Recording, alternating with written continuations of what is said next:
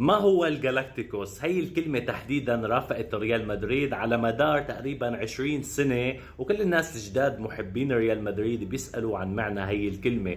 صراحة معنى كلمة جالاكتيكوس باللغة الإسبانية هي بتعبر عن أي لاعب بالعالم هو من النجوم وعنده قدرات خارقة، لهيك بينقال عنه جالاكتيكوس. وكان أول واحد عمل جالاكتيكوس أسطوري مشهور أوروبيا ومحليا هو القرش فلورنتينو بيريز رئيس ريال مدريد. فلورنتينو بيريز وقبل ما يوصل لرئاسة ريال مدريد كان قدم لهم انه هو ممكن يجيب لهم اسطورة العالم بهداك الوقت، اسطورة برشلونة لويس فيجو، وكان هيدا الشيء اللي اعطاهم اياه للجان وللجماهير لحتى ينتخبوه لرئاسة هيدا النادي. وكان صراحة هيدا الموضوع نوع من الاعجاز لانه لويس فيجو كان مثل ميسي عند برشلونة هلا، وفعلا قدر فلورنتينو بيريز بصفقة اسطورية بتبلغ 62 مليون يورو يستقدم لويس فيجو من برشلونة ويصدم العالم لحتى تكون هيدي قطعة الأساس بالجالاكتيكوس الأول بعام 2000. ومن بعدها بلش يستقطب النجوم مثل ديفيد بيكهام يلي كان قائد انجلترا وكان نجم مانشستر يونايتد، وغير هيك كان ديفيد بيكهام كان يعني صراحة من أكثر الشخصيات المشهورة داخل وخارج الملعب بإنجلترا وعالميا. ومن بعدها استقدم زين الدين زيدان كمان بصفقة أسطورية ب 77 مليون يورو، ورونالدو مع المتألق الكبير كمان راؤول غونزاليس مع روبرتو كارلوس وسيرجيو راموس، وفعلا عمل جالاكتيكوس خارق.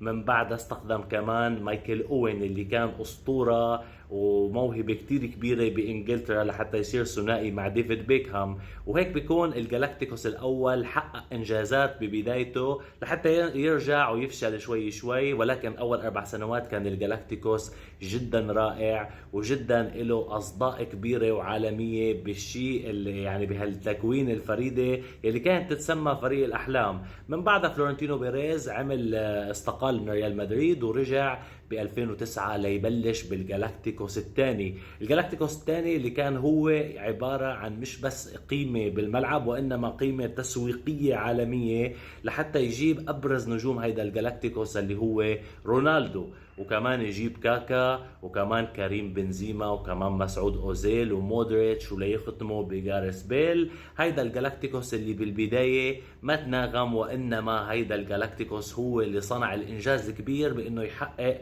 دوري الأبطال ب3 مرات ورا بعض مع زين الدين زيدان بإنجاز أسطوري. صراحة ريال مدريد بيفتخر بالسانتياغو برنابيو وبدي ستيفانو اللي هن نجوم ريال مدريد القدماء، واللي تسمى الملعب الكبير تاع ريال مدريد باسمه اللي هو سانتياغو.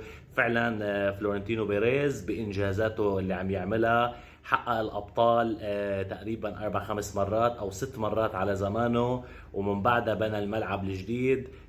مع الأيام ممكن كثير نشوف اسم فلورنتينو بيريز على احدى او على اهم ملعب عند ريال مدريد، الملعب الاساسي.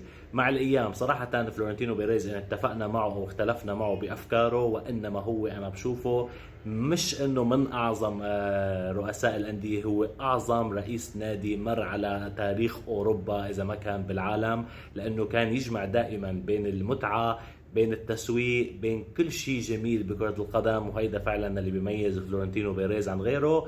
هيدا طلب الجالاكتيكوس او قصة الجالاكتيكوس طلب احد المشاهدين عندي اسمه جوهر، هيدا اهداء لك، واي شيء بتحبوا انه احكي عنه خبروني لحتى نحكي عنه بقصة قصيرة. ما تاخذوني طولت عليكم، وانما حاولت قد ما في اختصر الموضوع. وسلام.